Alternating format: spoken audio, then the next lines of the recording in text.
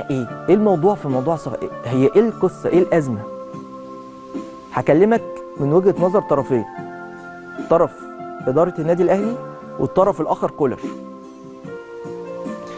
اداره النادي الاهلي هما الاثنين بيشتكوا من بعض، الاثنين بيشتكوا من بعض. انا بقول كلام انا عارف ان هو خطير جدا، وعارف ان ممكن كالعاده ناس كتير جدا تطلع تنفيه، وعارف ان ممكن نتهاجم على الكلام ده، بس انا بقول لك الحقيقه اللي عندي.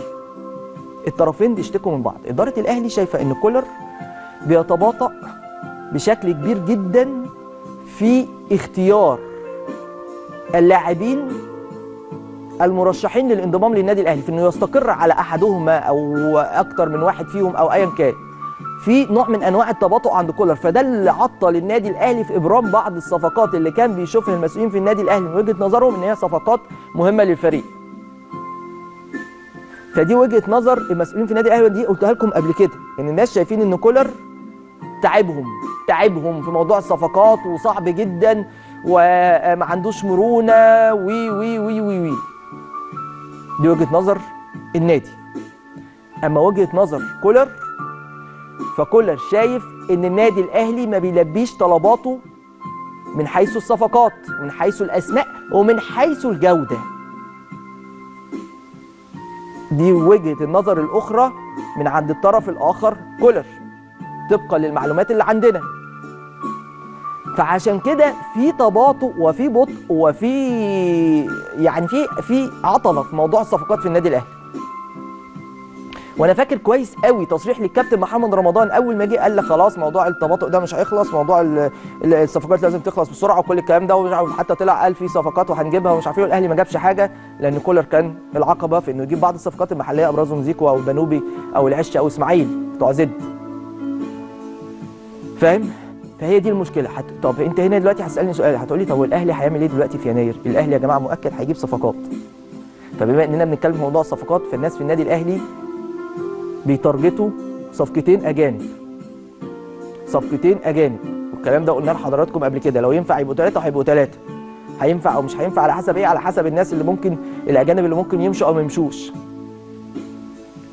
فمشي بيرسي تاو، فانت هتفتح مجال انه يبقى ثلاثه، الا لو الاداره قررت، الاداره تاني، الا لو الاداره قررت قيد معلول مش كولر، فهيبقى 2 اجانب ومعلول، ويبقى شلت رضا سليم من القايمه، وده هيحصل خلال ايام، وشلت او مشيت بيرسي تاو لو مشي، بالاضافه للمكان الفارغ الاجنبي في قائمه الاجانب. خلاص؟ فدي التفصيله المهمه جدا لازم حضرتك تعرفها في الجانب ده تحديدا. طيب كانت نقلت كلام على لسان احد الاعلاميين في قناه النادي الاهلي،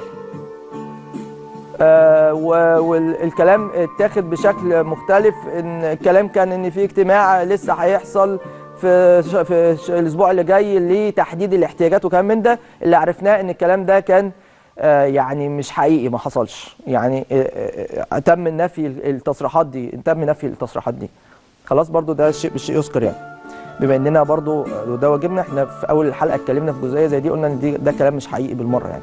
المهم، كولر بضم مصطفى العش، المحاولات مستمره، اللي هو مدافع.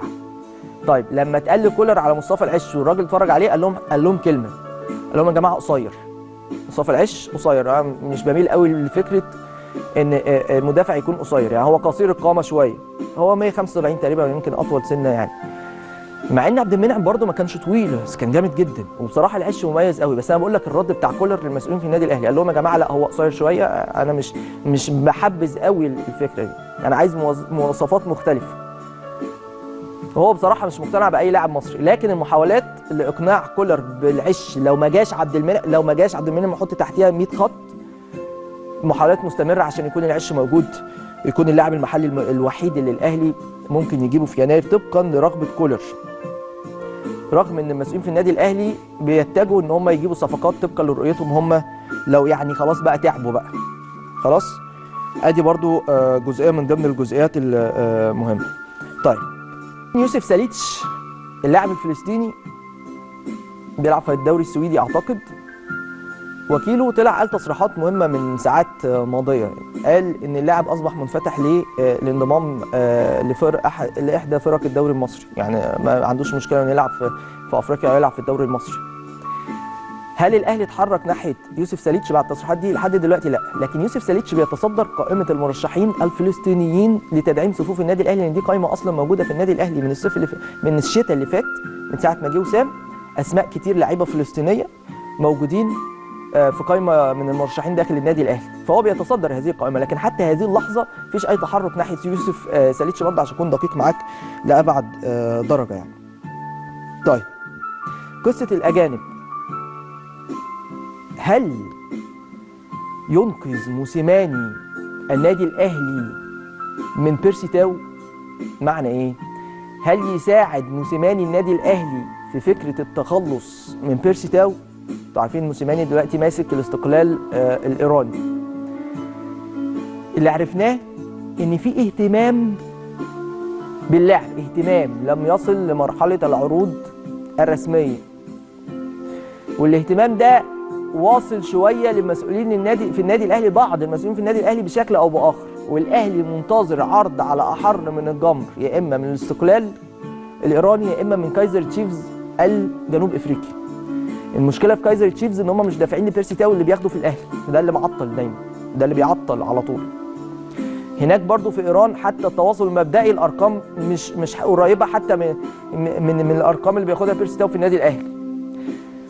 ده اللي معقد الموضوع شويه، لكن هل ممكن يحصل جديد في الجانب ده؟